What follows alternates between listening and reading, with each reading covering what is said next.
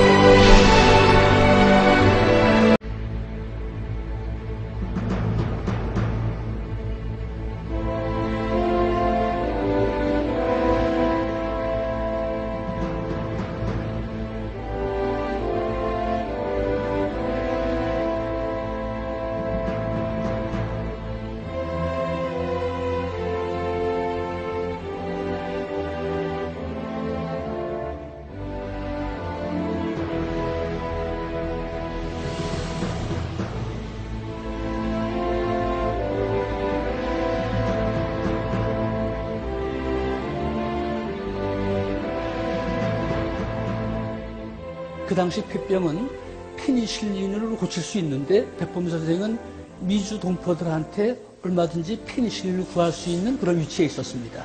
그렇지만 많은 동지들이 폐병을 앓고 있는데 내 아들만 살릴 수 없다고 해서 결국은 아들이 폐병으로 죽었습니다. 백범 김구, 숭고한 희생으로 대한민국 임시정부를 지켜낸 민족의 등불입니다. 반드시 미국과 절실히 합작하는 중 연합군과 싸움으로써 일본이 패망하고 나면 패망한 후에는 우리도 연합국의 일원이 된다. 연합국의 지위를 얻는다. 라고 하는 것이죠. 그게 독립을 쟁취하는 가장 확실한 길이다. 라고 하는 것이 바로 그 독립운동 전략입니다. 임시정부는 이 계획을 1943년부터 추진해왔다. 김준엽 일행의 중경 도착으로 비로소 행동으로 옮길 수 있게 됐다. 복군들이 서명한 이 태극기에는 그들의 새로운 꿈이 담겨 있다. 자주 차림. 독립은 단결이다. 완전한 독립을 위하여 노력하자.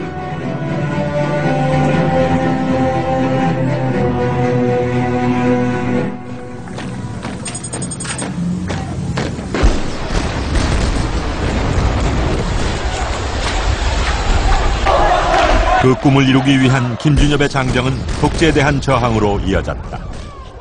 국민적 화해를 이룩하기 위하여는 대통령 직선제를 택하지 않을 수 없다는 1987년 8월 5일 당시 대학 총장직에서 물러나 있던 김준엽은 비밀리에 누군가를 만난다. 개헌 논의가 한창 진행 중인 시점, 김준엽은 광복군의 임무를 다하기 위해 그를 불렀다.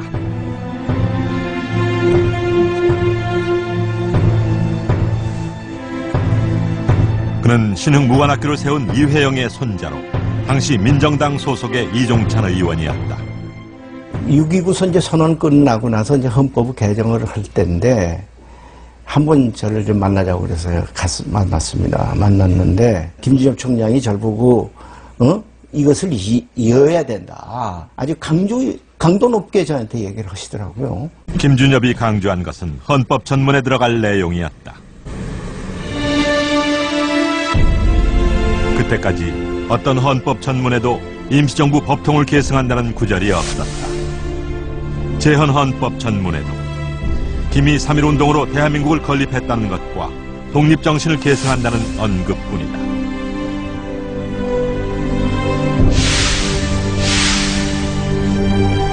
유신헌법과 80년 개정헌법도 마찬가지다. 정신을 이어받는 거와 법통을 계승한다는 거는 차이가 있다. 그러니 이 문제를 갖다가 완전히 이번에 반영을 시켜달라. 그리고 마침내 새로운 헌법이 만들어졌다. 대한민국 임시정부의 법통을 계승한다는 사실이 명문화됐다. 김준엽의 노력이 결실을 맺은 것이다. 법통이라고 하는 것은 그 사전적인 걸로 보면 법과 전통입니다. 그다음에 그 전통을 계승한다고 하는 것은 선열들이 나왔던 어떤 그런 그 문화유산, 정신, 이것을 그대로 이어받는다. 그런 뜻이죠. 그래서 대한민국 임시정부의 법통을 계승했다고 하는 것은 지금 대한민국은 대한민국 임시정부를 그대로 이어온다. 그런 얘기입니다. 상해에 계신 이 임시정부 요인들의 유해를 교육하도록 하시는 게 좋겠다.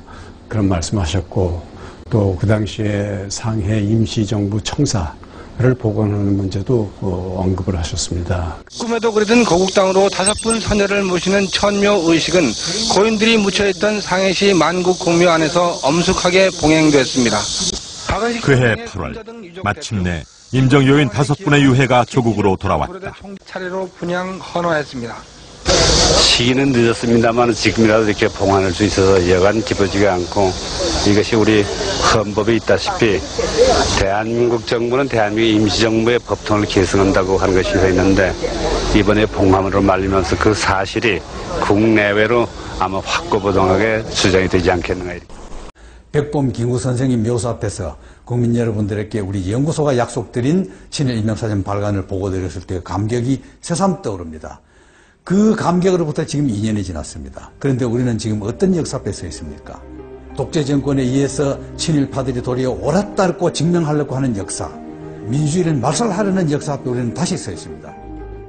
이명박 정권 들어서서 역사 분야에서 가장 먼저 추진한 것이 뭐였는지 기억나십니까? 모든 과거사위원회를 없애는 것이었습니다. 멀게는 동학혁명부터 일제 때 강제동원 피해 문제, 그리고 8.15 후에 독재 정권이 권력을 유지하기 위해서 국민들을 탄압하고 학살했던 역사, 부당한 권력이 국민들을 희생시켰던, 억울하게 만들었던 그런 모든 국민들의 원한을 풀어주기 위해서 만들었던 과거사위원회. 그런데 어떻게 됐습니까? 한나라당이 집권하기 바쁘게 그나마 남아있던 위원회들조차도 연장하는 것을 반대하고 결국은 다 문 닫아버렸습니다. 도리어 국민들은 피가슴에 멍든 상처를 그대로 간직한 채 현 정권은 모든 것을 은폐하기에 바빴습니다. 그 대신 이 수구 세력들이 뭘 했습니까? 건국 60주년 기념사업을 했습니다.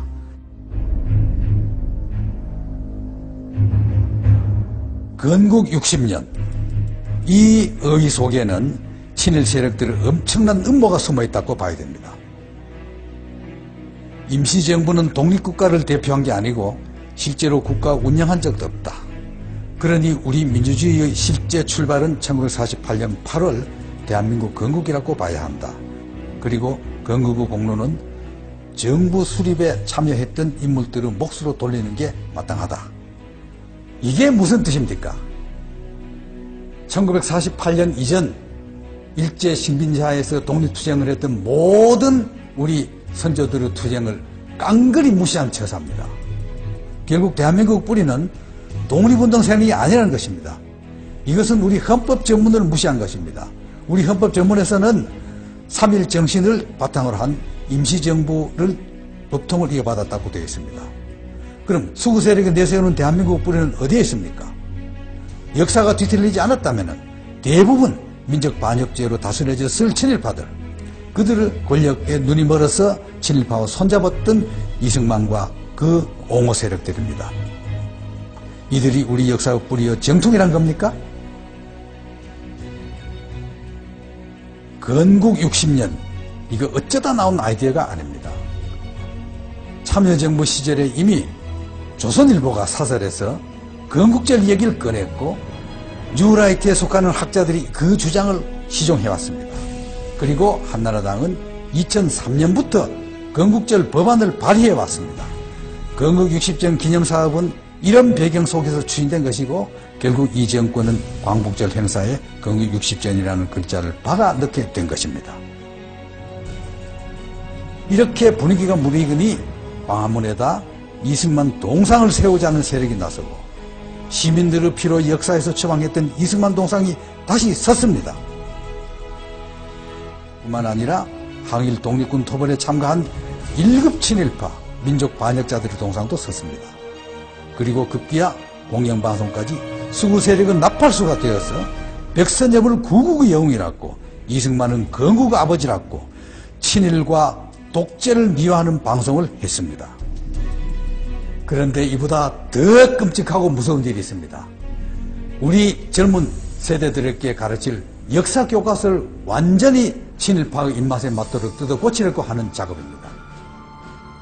뉴라이트 대표 학자들이 포진한 교과서 포럼, 이 사람들이 이명박 정권 들어서자마자 책을 냈습니다. 일제가 우리를 근대화시켰다. 강제로 끌려간 위안부 할머니들은 돈 벌러 간 거다. 김구 선생은 테러리스트다. 이걸 두고 조선일보가 뭐라고 했느냐 압니까? 균형 잡힌 역사교육의 첫걸음이라고 했답니다. 여기에 한 발 더 나가서 교과서를 탈환해야 된다고 선동했습니다. 그래서 어떻게 됐습니까? 교과부, 국방부, 통일부 다 나서고 한나라당은 거들고 상공회의소도 나서서 현행 역사교과서 200군데를 뜯어 고쳤습니다. 그리고 이걸로도 끝나지 않았습니다. 2013년부터 우리 학생들은 새로운 교과서에 의한 역사교육을 받게 됩니다. 그 역사교과서 집필 기준에 의하면은 8.15 이후 친일파 청산에 대한 모든 노력을 빼라. 이승만 독재정권에 대한 비판을 빼라. 박정희 독재정권에 대한 비판도 빼라. 광주 5.18 민주화 항쟁에 대한 기술도 빼라. 이런 교과서 집필 기준을 해서 이런 책으로 배운 학생들이 앞으로 우리나라를 짊어지고 나가야 됩니다. 그 학생들이 어떻게 변하겠습니까? 이제 박정희 동상까지 섰고 기념관도 문을 엽니다. 그리고 이명박 대통령 퇴임 전까지 이 모든 역사 왜곡의 완결판인 대한민국 역사관을 개관하겠다고 합니다. 학교에서는 교과서를 배우고 집에서는 방송에서 익히고 거리에 나서면은 각종 동상과 전시회, 기념관을 통해서 또 왜곡된 역사를 배우는 이런 비참한 현실이 우리 앞에 다가오고 있습니다. 친일의 뿌리를 둔 추구 세력이 역사적 정통성을 완전히 통째로 가져가겠다는 것입니다. 역사는 과거가 아닙니다. 역사는 현실 정치입니다.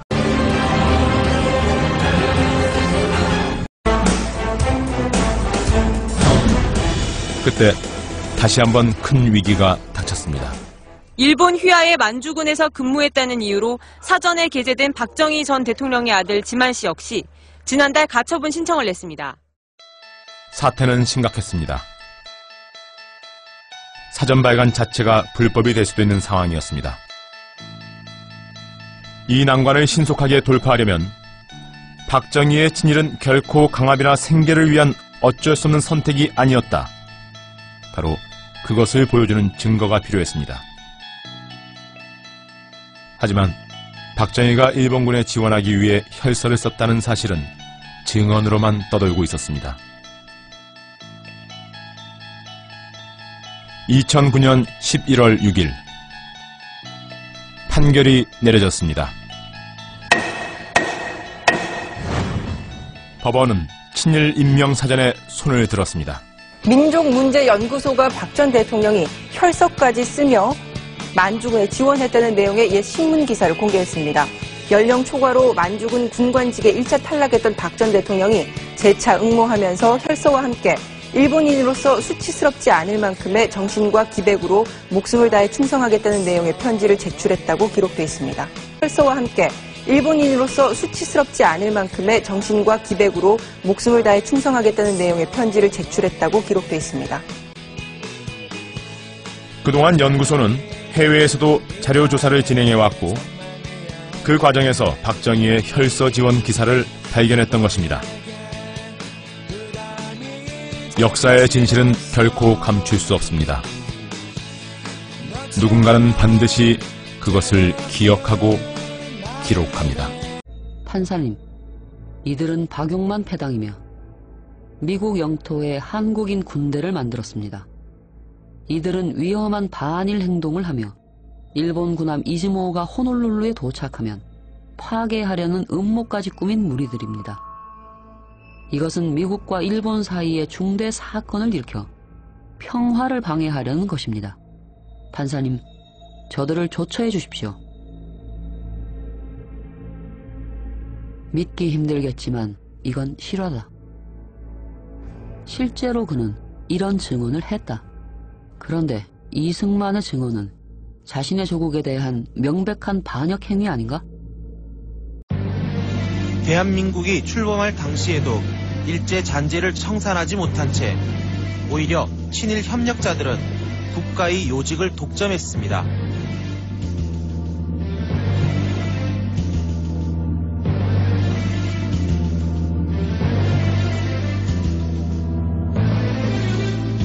국군 역시 79년까지 일본군 출신들이 군 핵심 지휘부를 장악했습니다.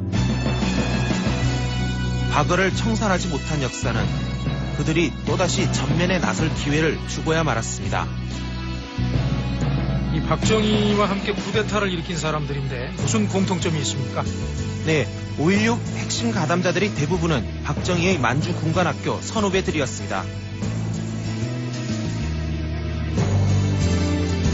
때문에 박정희에게 그러한 만주 군관학교의 인맥이 없었더라면 5.16 쿠데타는 성공하지 못했을 거라는 분석도 있습니다.